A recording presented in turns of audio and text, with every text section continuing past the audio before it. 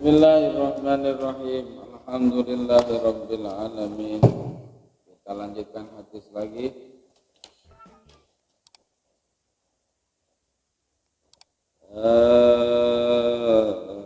Larangan bernapas saat minum dalam. Kemudian juga larangan meniup karena dikhawatirkan dengan bernapas maupun meniup itu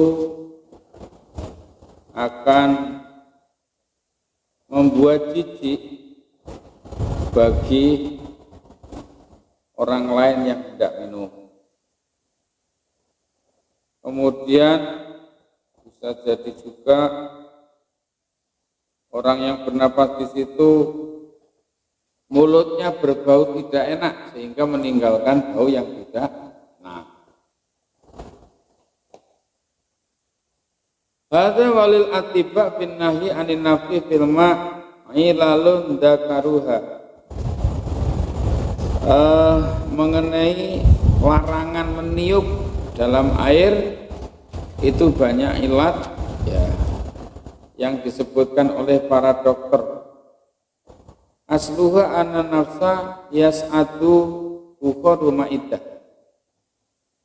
wa nafsu asyadu fi hadhil ahwal kulliha minatanafus. Alasan kenapa dilarang meniup ke dalam air ketika minum itu banyak dan semua itu bermuara pada nafas itu naik dengan asapnya maidah, asapnya pencernaan. Jadi walaupun kita nggak nampak, pencernaan kita ini kan mesin hebat, karena mesin akan terus bekerja melakukan tugasnya dan mesin menghasilkan asap. Asap itu naik dibawa oleh nafas.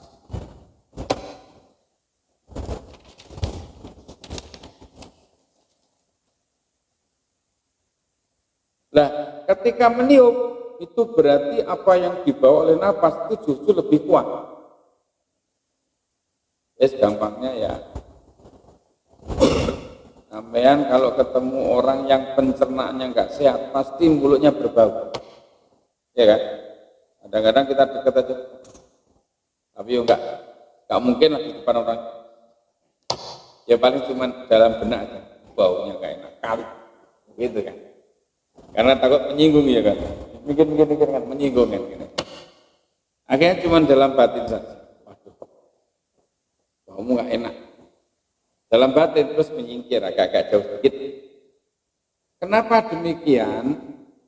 Ya karena hasil dari udara yang dihasilkan oleh pencernaan itu akan dibawa oleh nafas. Lebih-lebih kalau kemudian melakukan tiupan itu lebih banyak lagi yang dibawa. Biasanya itu orang-orang yang pencernaannya nggak sehat.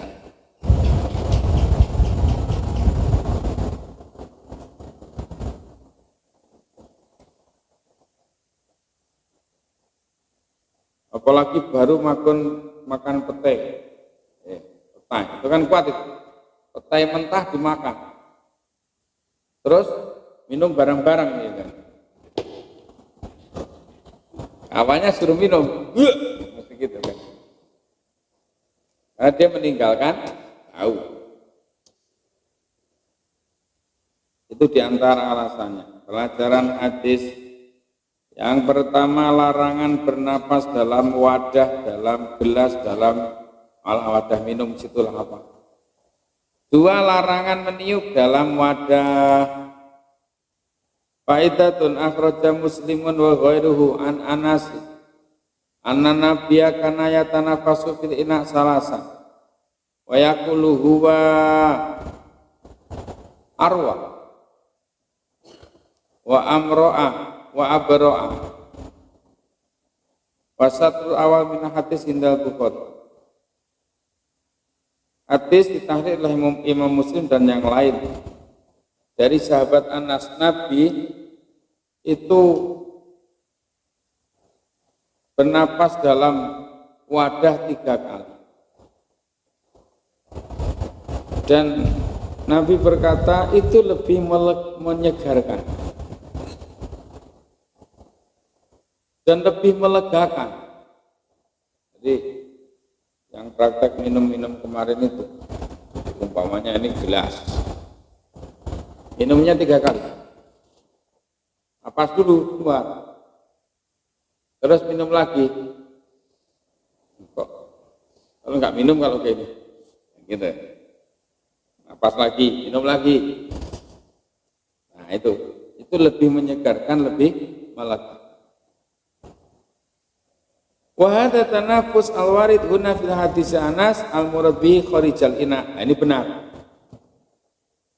Hadis di sini kan maknanya kan tidak sesuai dengan redaksi.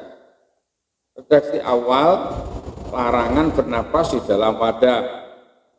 Terus hadis riwayat Imam Muslim, ditahqiq oleh Imam Muslim, Nabi bernapas 3 kali dalam wadah. Pengertian bernapas 3 kali dalam wadah itu bernapas di luar wadah. Bismillah. Bismillah. Rasanya maknyas beda dengan gluguk kan beda. Oke, kita lanjut. Terus bikhlafi hadisi Abi Qatadah fal murad bi dakhilal ina. Jadi bedakan. Kalau hadisnya Qatadah larangan minum dalam wadah itu memang benar-benar bernapas di dalam wadah. Terus dalam hadis tahrir Imam Muslim, Nabi bernapas 3 kali. Ini dimaksud adalah di luar wadah supaya jelas tidak timbul pertentangan antara hadis depan dengan belakang.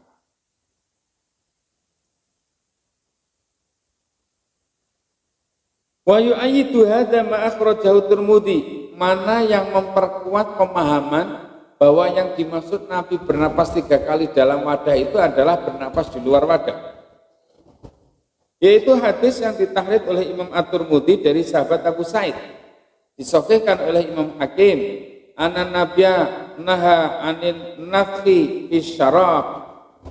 Dalam hadis tahrid Imam Tirmidzi disahihkan oleh Imam Hakim, Nabi melarang bernapas dalam wadah ketika minum. Kan jelas. Masa Nabi melarang kemudian melakukan? Kan nggak mungkin.